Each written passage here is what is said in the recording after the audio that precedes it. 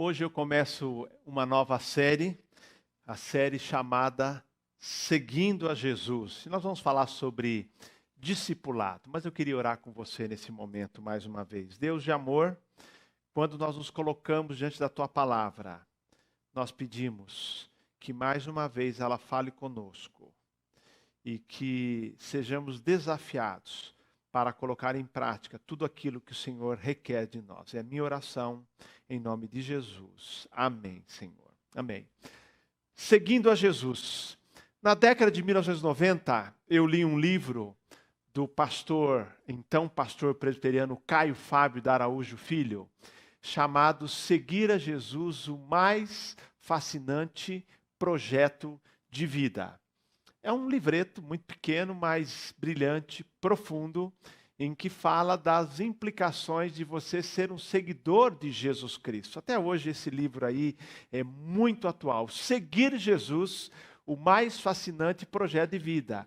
E eu gosto da combinação dessas duas afirmações. Seguir Jesus e a afirmação, o mais fascinante projeto de vida. E a pergunta que eu já me fazia ali no início do meu seminário era: quantas pessoas de fato consideram o seguir Jesus o mais fascinante projeto de vida? Eu quero então propor nessas semanas essa ideia de seguir a Jesus como aquilo que eu creio como sendo o mais fascinante projeto que alguém pode ter na sua vida.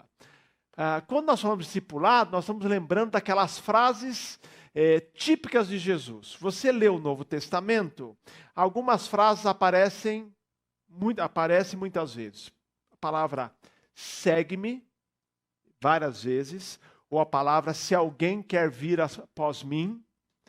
São duas expressões que aparecem muito nas Escrituras, em que Jesus faz o chamado para o discipulado. Era a frase favorita de Jesus. Ele dizia, segue-me, ou se alguém quer vir após mim, em outras palavras, se alguém quer se tornar o meu seguidor.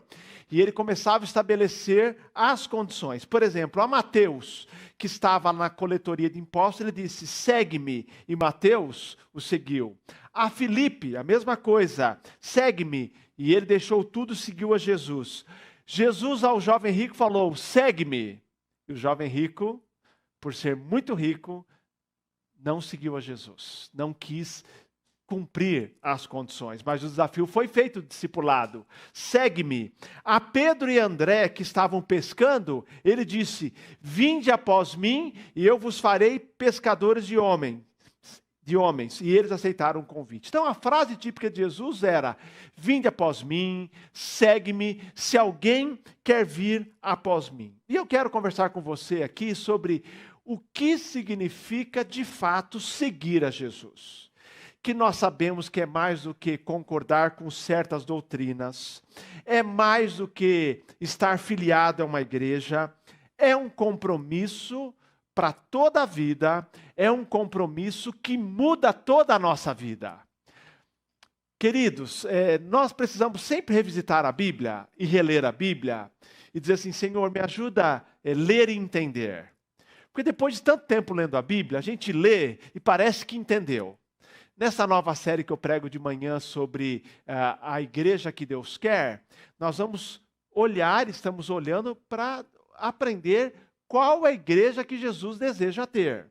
Na série Seguindo a Jesus, a ideia é qual é de fato, ou quais são de fato as implicações de seguir a Jesus. O que significa ser mais do que um membro de igreja? O que significa de fato ser um seguidor? Como sair daquilo que a gente chama de uma religiosidade superficial? Há um autor que eu amo, pastor David Platt. Ele escreveu 2 livros, 2 que eu conheço, Igreja Radical e Cristão Radical. Esteve no Brasil em 2017, numa conferência, eu pude ouvi-lo. E ele diz o seguinte nesse livro, Igreja Radical. Jesus não veio para que pudéssemos ter uma vida de religiosidade superficial. Ele veio para nos dar vida nova por meio de uma regeneração sobrenatural. Jesus não veio para que pudéssemos ter uma religiosidade, nos tornássemos seguidores de Jesus, no sentido de admiradores de Jesus. Ele veio para fazer uma transformação.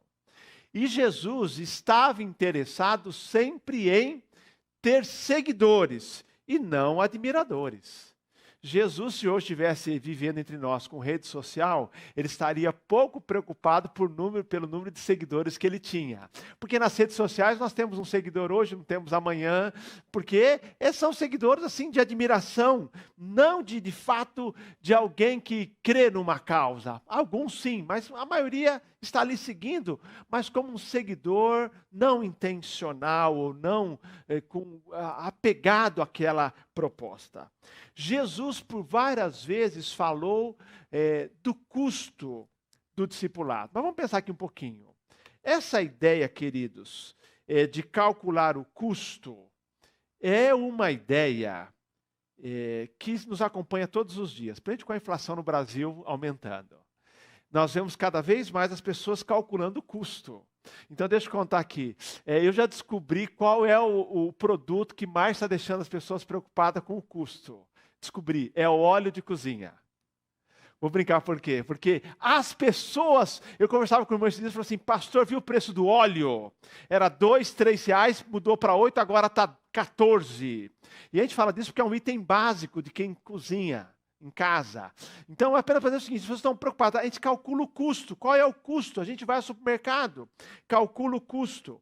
E essa ideia de calcular o custo nos acompanha. Por exemplo, quer fazer uma viagem de férias, você calcula o custo. Quer cursar a faculdade, quer fazer uma pós-graduação, quer comprar uma casa, quer construir uma casa, quer abrir um negócio. Hoje os mais jovens calculam, diferente da geração mais antiga, que é, compra ou não compra carro? A moçada não compra carro, ele aluga carro. Alguns só andam de Uber. Ou usa o carro do pai, é mais fácil, mais barato. Está com gasolina. Então, hoje a geração mudou. Hoje a meninada não quer comprar casa.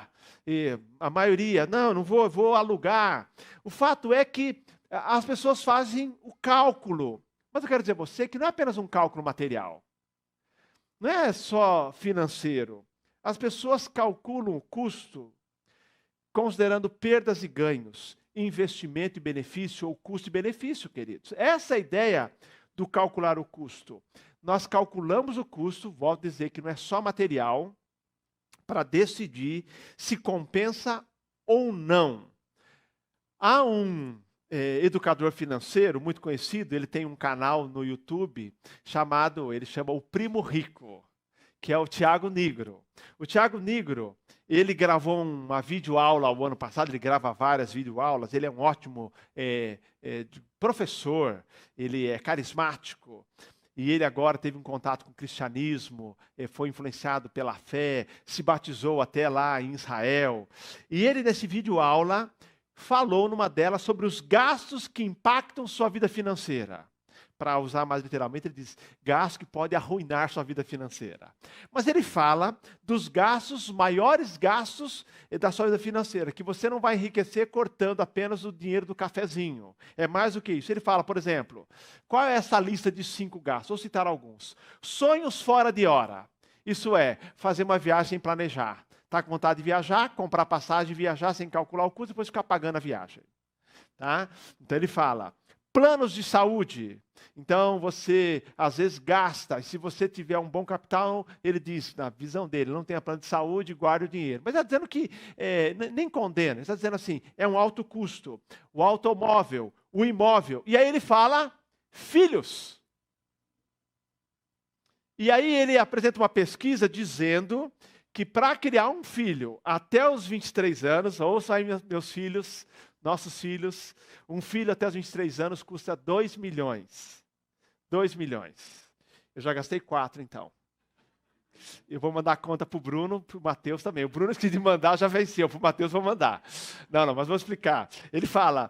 Ele diz, o ponto é, se você realmente quer dar uma boa condição de vida para o seu filho, esteja preparado para gastar ao longo da vida. E alguém que ouvia a palestra dele, queridos, a filha do Marco já agradeceu o pai ali. Né? O fato é o seguinte, escreveu no chat enquanto ouvia a palestra: Tiago, você fez essa aula tarde demais para mim. Já tenho 4 filhos e trabalho muito por eles. Só que, para dizer que o custo não é só material, mas ele acrescentou, esse ouvinte, a pessoa que estava assistindo: tenho 4 filhos. Agora, um abraço verdadeiro, dizendo, vamos brincar, papai, não tem preço. Concorda? Então a gente não está preocupado que é 2 milhões. As minhas valem muito mais que 2 milhões. Vale muito mais que 2 milhões. Então o fato é que calcular o custo não é só o material, o financeiro. Por isso que Jesus fala também de calcular o custo do discipulado, das implicações de seguir a Jesus, do custo-benefício. O que você abre mão, mas o que você ganha. Não é assim que a gente faz? Fala assim, vale a pena investir tempo nisso? Ah, vale. Então, vale a pena você ter que acordar cedo, ir para a academia? Então, se alguém falar que ama ir para a academia, nem o personal. Não, a gente com o tempo acostuma. Então, o custo, viagem, você quer fazer uma viagem, mas falar que, gente, que é terrível aeroporto, ficar em aeroporto, demora, passar pela alfândega, mas você está pensando no quê? No benefício que você vai ter. É assim com a vida. Filho, a mesma coisa, o benefício da alegria, da comunhão, do privilégio de ter um filho. Então, Jesus nos fala para calcular o custo do discipulado. Quais as implicações de você seguir a Jesus? Ele aplicou então ao discipulado. Quando Jesus chamava pessoas para serem seus discípulos, ele pedia que essas pessoas avaliassem o custo de seguir a Jesus. E ele advertia aqueles que achavam que podiam seguir a Jesus sem um profundo compromisso. Tudo que vale a pena tem um custo. Vale a pena, mas tem um custo. Lucas 14, ele fala sobre isso. Quero convidar você a ficar em pé. E nós vamos ler o texto da palavra de Deus, Lucas 14, 25 a 35. Olha o que diz o texto da palavra de Deus. Na minha tradução, Nova Almeida Atualizada, tem o seguinte título: As condições para ser seguidor de Jesus. Verso 25. Grandes multidões acompanhavam Jesus e ele, voltando-se, lhes disse: se alguém vier a mim e não me ama mais do que ama o seu pai, a sua mãe, a sua mulher, os seus filhos, os seus irmãos, as suas irmãs e até sua própria vida, não pode ser meu discípulo. E quem não tomar a sua cruz e vier após mim, não pode ser meu discípulo. Pois qual de vocês, pretendendo construir uma torre, não se assenta primeiro para calcular a despesa e verificar se tem os meios para concluir? Para não acontecer que, tendo lançado os alicerces, não podendo terminar a construção, todos os que virem zombem dele, dizendo: esse homem começou a construir e não pode acabar. Ou qual é o rei que, indo para combater outro rei, não se assenta primeiro para calcular se com 10.000 homens pode enfrentar o que vem contra ele com 20.000? Caso contrário, estando o outro ainda longe, envia-lhe uma embaixada, pedindo condições de paz. Assim, pois, qualquer um de vocês que não renuncia a tudo que tem, não pode ser meu discípulo. Verso 34. O sal é certamente bom, mas se o sal se tornar insípido, como lhe restaurar o sabor? Não presta mas nem para a terra, nem para o monte de estrume, lançam-no fora. Quem tem ouvidos para ouvir, ouça. Amém, queridos. Podem sentar. Jesus fala da importância de calcular o custo de ser seu discípulo, de segui-lo. Esse é um texto que fala dessa verdade. Jesus, queridos, afirma que o discipulado, ser seguidor de Jesus, é empreendimento que precisa ser calculado. E ele faz aqui 2 comparações. Ele fala, olha, assim como alguém quando vai construir, calcula quanto precisa para a obra, para não parar no meio. Assim como alguém que vai para uma guerra, calcula se tem condições de vencer, assim é aquele que segue a Jesus. Então, aquele que vai construir, calcula para poder terminar a obra. Aquele que vai para a guerra, calcula. Aliás, tinham que avisar o Putin, Vladimir Putin. Se tivesse avisado, ele não teria feito a guerra. Não, faria sim, porque louco faz guerra, de qualquer jeito. Mas não calcula quanto vai durar, quanto vai custar, tem condições de vencer? Aí Jesus fala, olha, para ser discípulo é preciso calcular. E ele nos diz, queridos, o seguinte, qual é o custo, falando de maneira assim direta, de seguir a Jesus? Uma completa reorganização das nossas prioridades. Todo aquele que decide ser um seguidor de Jesus tem que reorganizar suas prioridades. O texto começa dizendo que a multidão acompanhava Jesus. É interessante, ele usa a palavra acompanhar. E a esses que acompanhavam não eram seguidores. Ele para e fala assim, vamos ver, quem quer de fato me seguir? Quem aqui é só curioso? Porque as pessoas seguiam Jesus por várias causas. Havia os curiosos, havia aqueles que estavam atrás de Jesus por causa do seu poder de cura. Outros estavam, como diz João capítulo 6, por causa do alimento que ele dava. E ele para e fala assim para a multidão, se alguém quer vir após mim, de vocês, dessa multidão, quem quer de fato pagar o preço de ser meu seguidor? Se alguém vier a mim, se você deseja seguir a Jesus, se você deseja ser um discípulo, eu vou dizer a você quais as condições para ser um seguidor. E ele fala nesse texto que nós devemos reorganizar as nossas prioridades, queridos. Qualquer discípulo de Jesus, isso é muito sério, porque com o tempo nós começamos a achar que podemos seguir ou continuar seguindo a Jesus, ou tentando seguir a Jesus, sem reorganizar as prioridades.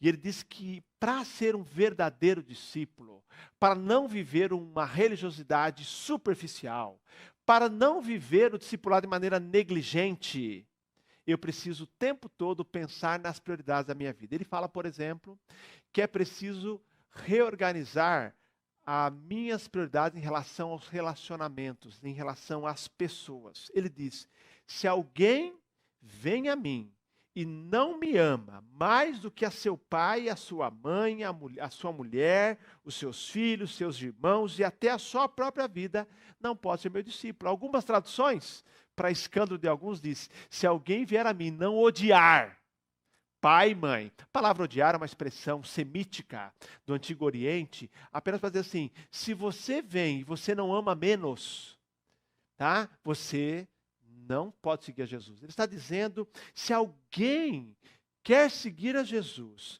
mas tem qualquer outro relacionamento na sua vida, que é mais importante do que Jesus, não está preparado para ser discípulo. Queridos, o discípulo é aquele que faz de Jesus a pessoa mais importante na sua vida. Nenhum relacionamento, por mais íntimo que seja, por mais importante que seja, pode ocupar o lugar do relacionamento com Jesus. Nós que vivemos aqui no Ocidente, em países em que há liberdade religiosa, talvez tenhamos um pouquinho mais de dificuldade em entender isso. Mas, como no tempo de Jesus, e nos primeiros discípulos, primeiros séculos, como hoje em países em que é proibido o evangelho, as pessoas entendem isso profundamente. Porque muitas vezes, ao receberem a Jesus como Salvador, ao aceitarem o batismo, são desprezados pela família. Há pessoas, por exemplo, muçulmanos, que ao se converterem, são desprezados pela família. São simplesmente riscados do mapa. Sofrem, mas eles entendem. Esses dias um marroquino escreveu um testemunho dizendo das consequências dele ter aceitado a Jesus como Salvador. E ele não reclamava. Ele dizia o quanto custava. E ele termina perguntando, quanto custou para você? Para mim custou a minha família, para mim custou a minha presença na sociedade, para mim custou, mas eu estou feliz, porque eu calculei e vi que vale a pena seguir a Jesus. Ele está dizendo que nenhum relacionamento pode ocupar o lugar de Jesus na nossa vida. Em outras palavras, você não pode estar preocupado em agradar mais a alguém do que a Jesus. Se você tiver que desagradar alguém para agradar a Jesus, agrade a Jesus. O discipulado ama Jesus acima de tudo. E ele diz aqui, mais do que a você mesmo. E os discípulos entenderam isso. Os discípulos, muitos deles perderam a vida, deram a sua vida, morreram, foram martirizados porque eles amavam mais a Jesus do que a própria vida. Gente, isso é muito sério, é muito profundo. E a gente entender, ser discípulo de Jesus é colocar Jesus acima de qualquer relacionamento de qualquer pessoa. E aí temos que avaliar se existe alguém que em nossa vida hoje está ocupando um lugar mais importante do que o de Jesus. Ninguém. Jesus não nos manda odiar a família, desprezar a família, não cuidar da família, não ter afeto pela família, mas diz o seguinte: olha, você deve amar, deve cuidar, e qualquer outro relacionamento profissional, qualquer outra pessoa, mas sabendo que a sua lealdade, ela é a Jesus. Ele é o mais importante na sua vida, tem que ocupar o primeiro lugar. Segundo, ao calcular o custo, Jesus tem que ser mais importante do que os nossos planos e desejos. Verso 27 diz: e quem não tomar a sua cruz e vier após mim, não pode ser meu discípulo. Cruz é uma palavra mal interpretada. Cruz não significa os problemas da vida, não. Circunstâncias difíceis. Cruz são as implicações de você seguir a Jesus. Levar a cruz é aquilo que outros textos dizem sobre uma autonegação diária. Tomar a cruz significa submeter a sua vontade à vontade de Deus. E como nós temos dificuldade com isso? Como nós temos dificuldade? O pastor Hernandes Dias Lopes diz: negar-se a si mesmo significa renunciar o eu. É abrir mão da sua vontade e submeter-se à vontade de Deus, como Jesus fez em relação ao Pai. Não a minha vontade, mas a tua. Se for possível, passa de mim esse cálice, mas não a minha vontade, mas a tua. É outra questão tão séria, queridos. No mundo que enfatiza que você deve ir em busca da sua vontade. Jesus terminou seu ministério dizendo assim: eu cumpri a tua vontade. Queridos, Jesus precisa estar acima de qualquer plano de vida que nós tenhamos. Isso significa renunciar à sua justiça pessoal, às suas opiniões que são contrárias à Bíblia, a qualquer amizade com o mundo, é renunciar os seus planos para viver o plano de Deus. É colocar Deus em primeiro lugar. Ninguém pode ser, de fato, um discípulo de Jesus se simplesmente quer que os seus planos estejam em primeiro lugar. É a palavra renúncia, que é muito séria, que nós temos uma grande dificuldade. O pastor Jonas Madureira escreveu um livro com o título O Custo do Discipulado. E olha o que ele diz, ele fala o seguinte: não é Cristo que deve envolver-se em nossos projetos pessoais. Não é Ele, Cristo, que tem que sacrificar seus desejos para se engajar em nossos empreendimentos. É o contrário. Nós é que devemos nos engajar nos planos que Jesus tem para a nossa vida, para a vida da igreja. Nós é que temos que sofrer ao sacrificarmos as nossas agendas em favor da agenda divina. Essa é a realidade, mas é fácil? Não é fácil. Nós muitas vezes convidamos Jesus para vir ao nosso lado, dizendo assim: Senhor, olha, eu tenho aqui uns planos, caminhe comigo, eu estou indo nessa direção, vem aqui me acompanhar. Algumas vezes coloca Jesus lá atrás, me segue. Mas Jesus fala assim: se alguém quer vir após mim, não é do lado, Jesus não está do lado, Jesus não está atrás, ele está na frente e diz assim: vem e segue-me. Com todo o preço que isso tem.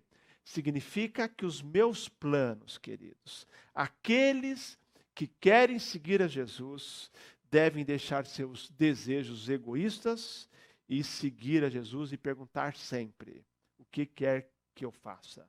Queridos, o discípulo é aquele que não toma nenhuma decisão na sua vida sem perguntar: o que Jesus quer que eu faça?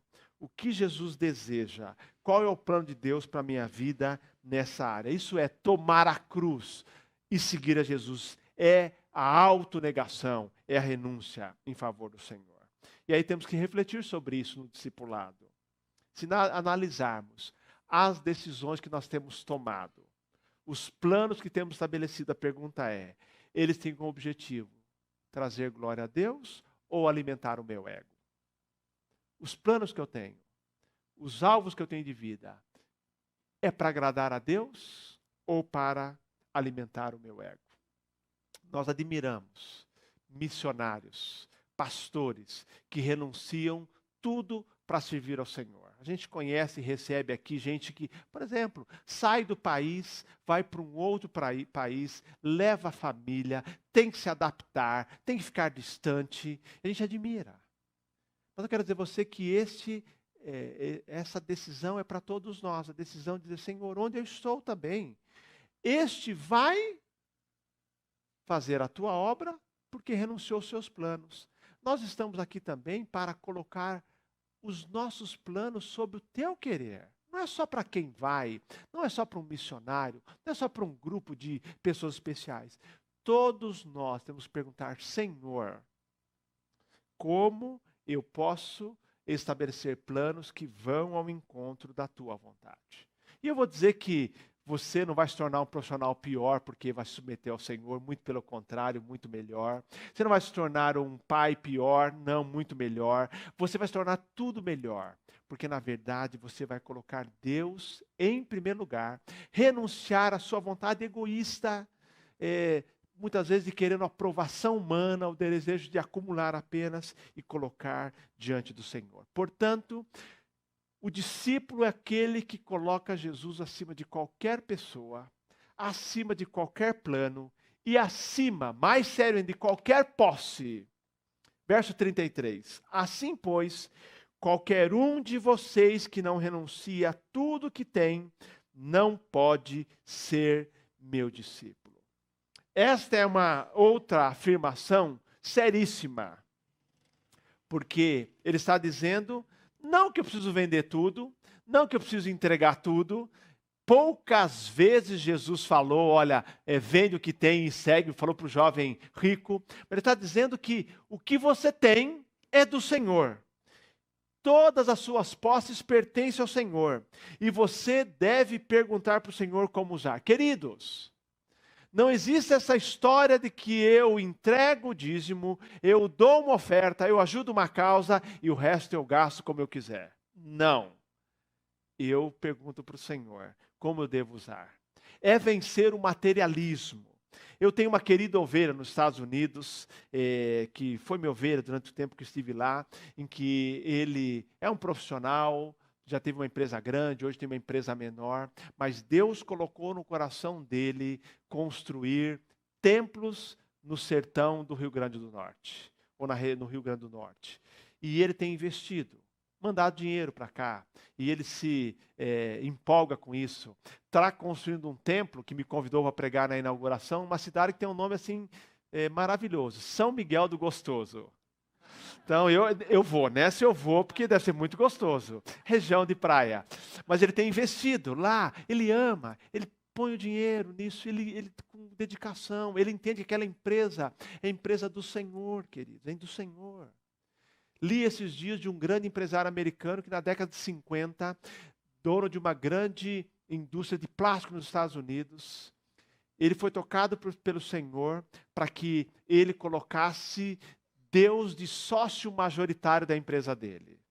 E vou te dizer, ele fez isso é fato. Ele chamou alguns advogados que ele queria colocar Deus no contrato social. O primeiro advogado disse, não tem jeito, não tem jeito. Chamou um segundo advogado, não tem jeito. Por fim, ele criou uma instituição sem fins lucrativos e ele coloca 90% de todo que ele ganha nessa empresa e ele investe na obra missionária em todo o mundo e ele vive com 10%, que é muito dinheiro. Muito dinheiro. Mas ele faleceu, creio, recentemente com cerca de quase 100 anos de idade. Esse homem entendeu que Deus era o dono do negócio dele. E ele fez isso. Ele realmente lá em década de 50 queria encontrar um jeito de colocar Deus como sócio majoritário. E ele encontrou esse jeito. O dinheiro vai. Ele é uma bênção. Queridos, eu quero dizer a você que, independente de qualquer contrato social, tudo que nós temos é do Senhor. Os nossos recursos financeiros. A minha pergunta para você é o seguinte. Se você perdesse todo o seu patrimônio, pouco ou muito que você tenha, que não tivesse nenhuma herança, ficasse sem bens nenhum, só o necessário para a sua vida, só restou Jesus, você mesmo assim seria feliz?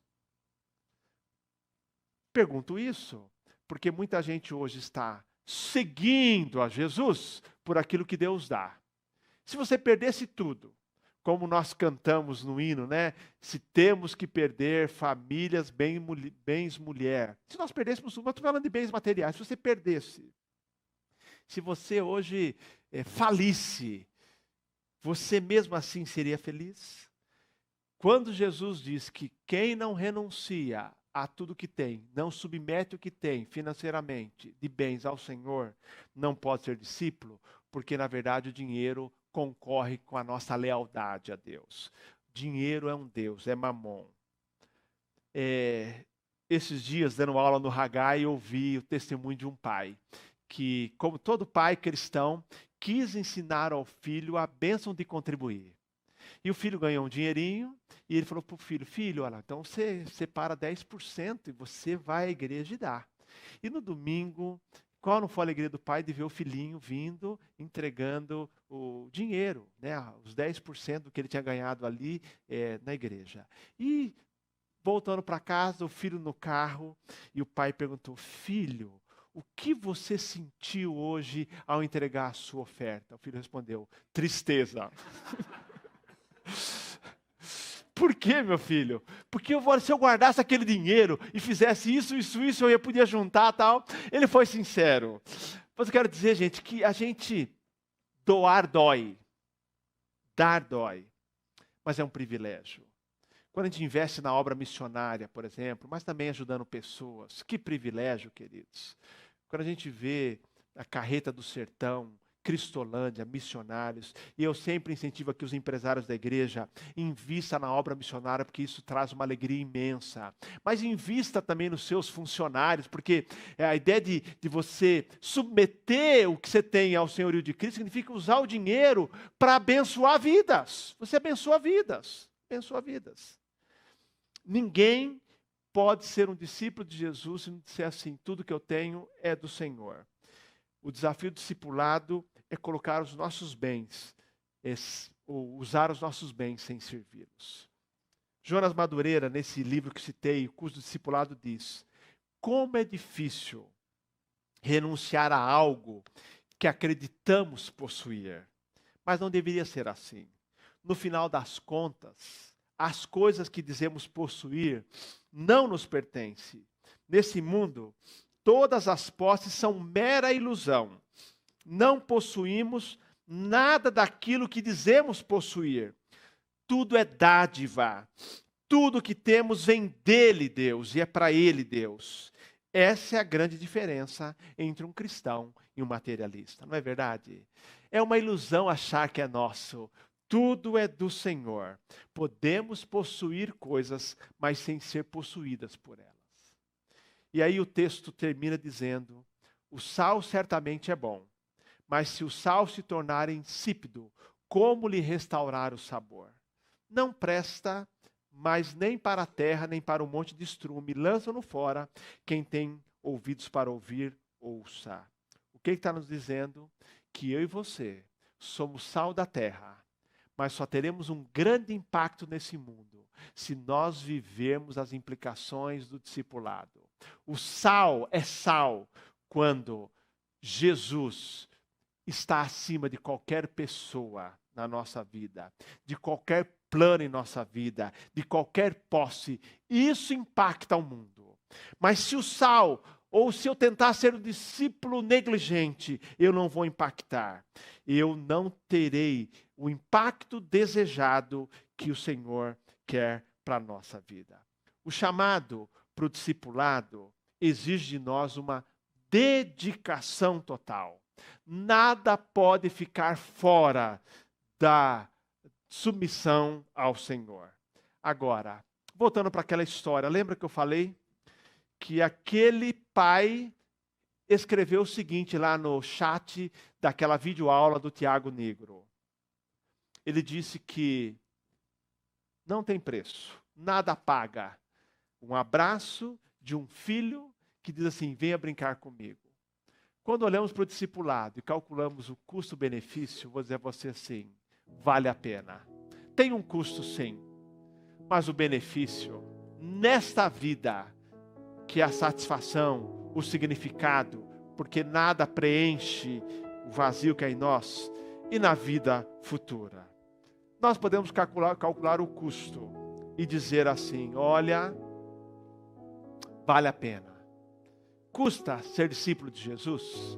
Tem um preço, tem implicações, tem um compromisso, mas vale a pena. Os benefícios são extraordinários. Segue-me. É a palavra de Jesus. E nós diariamente temos o desafio de responder, eu vou te seguir, Senhor, custe o que custar. Porque quem já disse sim ao chamado de Jesus, já tem desfrutado da alegria de seguir a Jesus.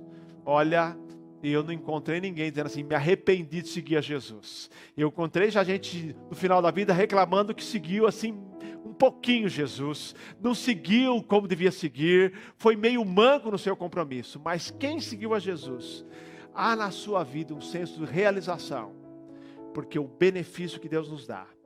Jesus hoje também nos diz, e diariamente nos diz, vem e segue-me, e que nós possamos dizer, sim Senhor, eu te sigo. Porque o Senhor é o mais importante da minha vida, de qualquer pessoa, qualquer plano, qualquer posse, eu quero ter a alegria de seguir ao Senhor. Amém, queridos? Queria orar com você, quero convidar você a ficar em pé. Nós vamos orar, e depois nós vamos cantar ao Senhor. Deus de amor, nós queremos hoje à noite, mais uma vez dizer, sim ao teu chamado. Quando o Senhor está nos dizendo, vem, segue-me, nós estamos respondendo, Senhor, queremos te seguir. E dá-nos a disciplina de priorizar o Senhor em cada área da nossa vida. Pessoas, planos e as nossas posses. Que tudo, Senhor, tenha preeminência. Em que tudo, Senhor, seja adorado. E que nós desfrutemos desta alegria impagável de poder segui-lo como nosso Senhor e nós como os teus seguidores. Em nome de Jesus eu oro agradecido. Amém, Senhor. Amém.